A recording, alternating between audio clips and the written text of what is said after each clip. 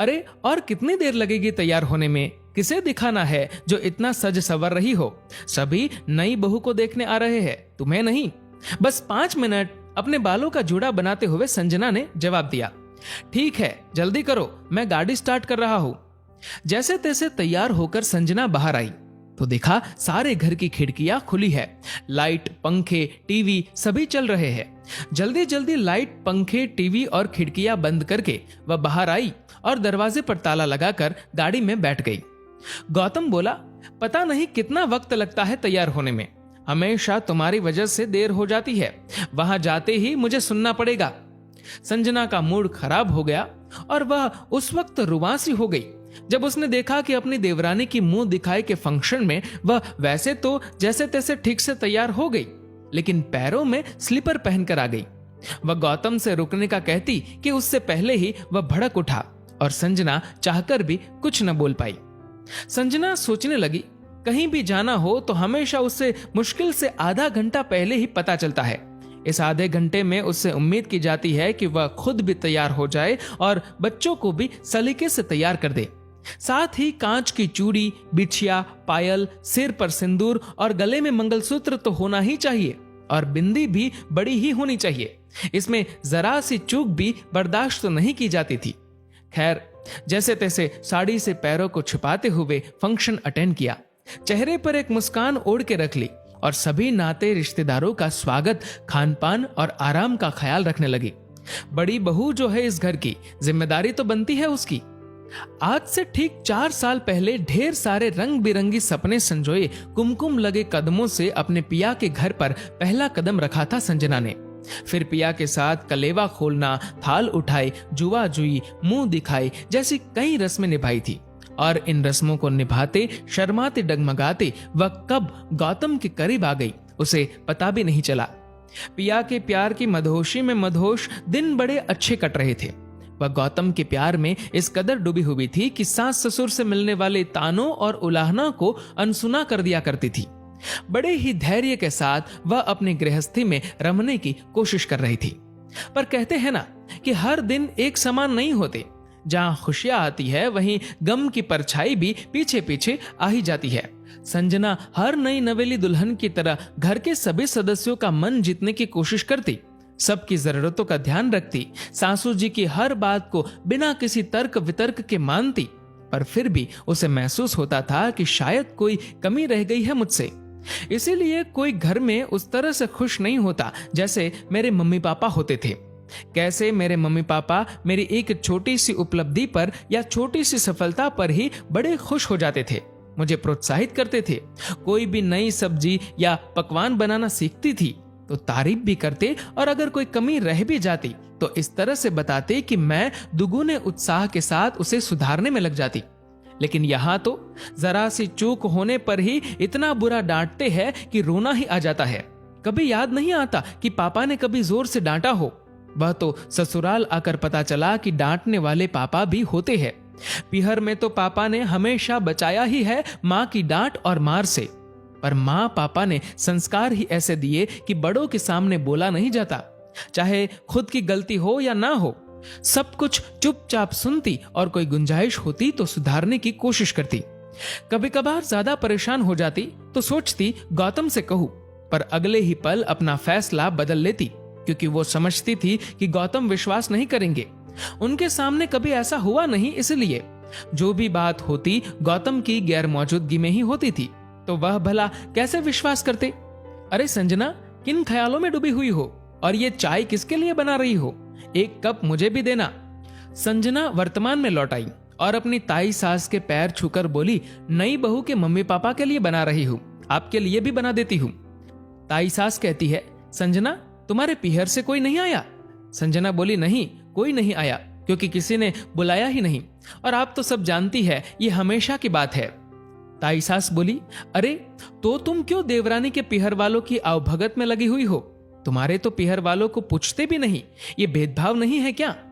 संजना बोली, हाँ ताई जी, भेदभाव तो है, लेकिन ये भेदभाव तो मेरे सास ससुर कर रहे हैं, उसमें मेरी देवरानी या उसके पीहर वालों का क्या दोष है? आप तो आराम से बैठकर चाय पीजिए, इन सब बातों को छोड़िए। चाय पीते हुए संजना के सामने 3 साल पहले की वह घटना आंखों के सामने चलचित्र की तरह घूमने लगी। 3 साल पहले उसे अपने ससुराल को छोड़ने के लिए मजबूर होना पड़ा, क्योंकि उसने अपने ससुर को जवाब दे दिया था। क्या करती वह? शादी हुए काफी वक्त हो चुका था। पग फेरे के बाद एक बार भी अपने पिहर नहीं जा पाई थी वह। उसे सबकी बहुत याद आती थी, पर सासू जी ने एक बार भी उसे पिहर जाने को नहीं कहा।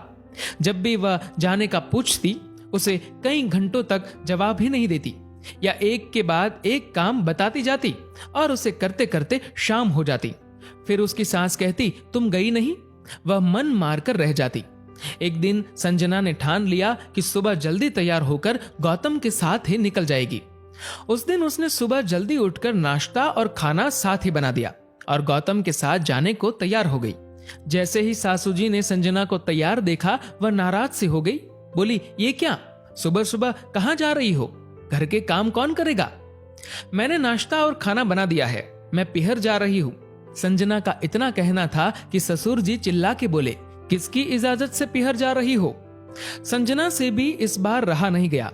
वह बोल पड़ी, अपने पिहर जाने और मम्मी पापा से मिलने के लिए मुझे किसी की इजाजत की जरूरत नहीं है।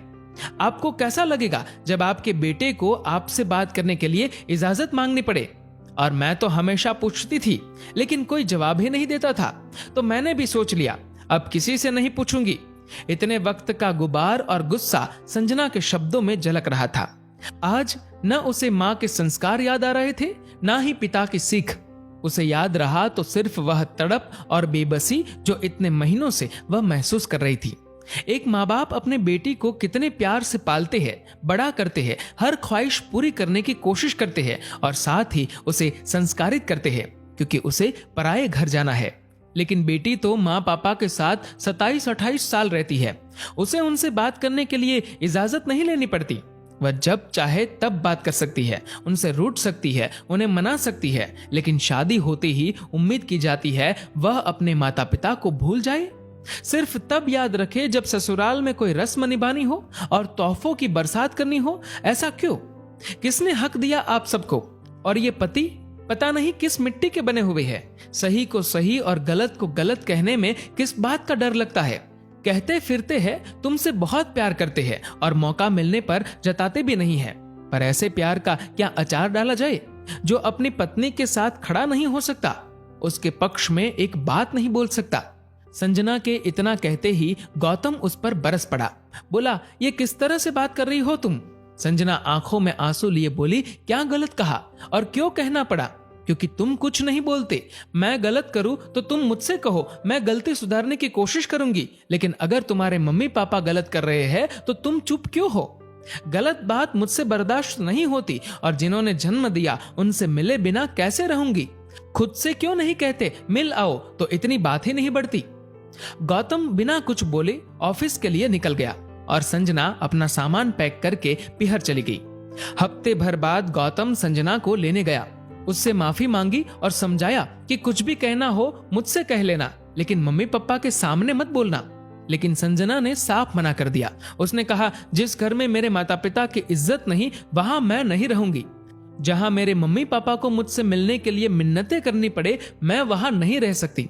अगर तुम चाहते हो मैं तुम्हारे साथ उस घर में चलूं, तो तुम्हें वादा करना होगा कि कोई मेरे माता पिता को अपशब्द नहीं कहेगा, और अपने घर जाने के लिए मैं किसी की इजाजत नहीं लूंगी, तुम्हारी भी नहीं।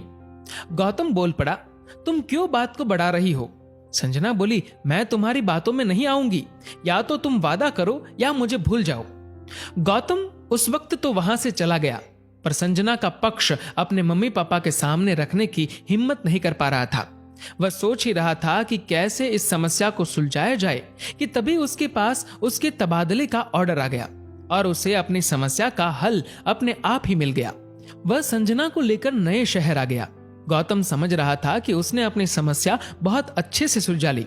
संजना अपने सास ससुर की नजर में बुरी बहू बन गई, जिसके किस्सों का ढिंढोरा उसकी सास अपने समाज में गाती रहती है। आखिर अपने आप को पाक साफ साबित करने के लिए सफाई भी तो पेश करनी थी। संजना, तुम गौतम के साथ जाकर अपने 2-3 दिन के कपड़े ले आओ, तुम्हें यहीं रहना होगा।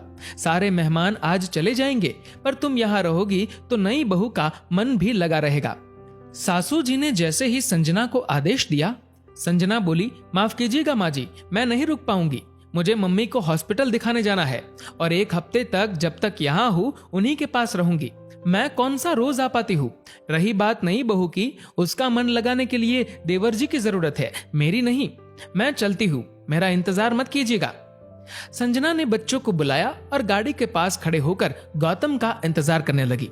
वह बहुत खुश थी अपने फैसले पर, क्योंकि वह आजाद थी।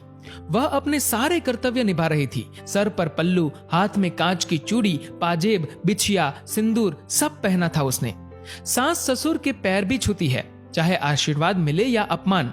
जब भी घर में कोई काम होता है, एक बार बुलाने पर तुरंत पहुंच जाती है, लेकिन अपनी जिंदगी अपनी मर्जी से जी रही है। अब उसे अपने घर जाने के लिए, माता पिता से मिलने के लिए, उनके प्रति अपने फर्ज निभाने के लिए किसी की इजाजत नहीं लेनी होती। अब कोई उसके माता पिता की बेइज्जती करने की हिम्मत भी नहीं कर सकता। भले ही वह अपने सास ससुर की अच्छी बहू नहीं बन पाई, पर उसे गर्व है कि वह अपने माता पिता का सम्मान बनाए रख पाई। चाहे समाज उसे बुरी बहू समझे, पर उसके लिए महत्वपूर्ण है कि उसके माता पिता की वह अच्छी बेटी कहलाए। बहू तो सभी बुरी ही होती है, चाहे वह कितना भी कर ले तो वह बुरी ही सही। दोस्तों, इस वीडियो को लेकर आपकी क्या राय है, नीचे कमेंट करके जरूर बताएगा। और अगर आपको ये वीडियो अच्छा लगा हो तो इस वीडियो को लाइक करेगा और ज्यादा से ज्यादा लोगों तक शेयर करेगा। और दोस्तों, ऐसे ही और भी इंस्पिरेशनल वीडियोस के लिए सब्सक्राइब करें हमारे यूट्यूब चैनल को और फेसबुक पर फॉलो करें हमारे पेज को। धन्यवाद।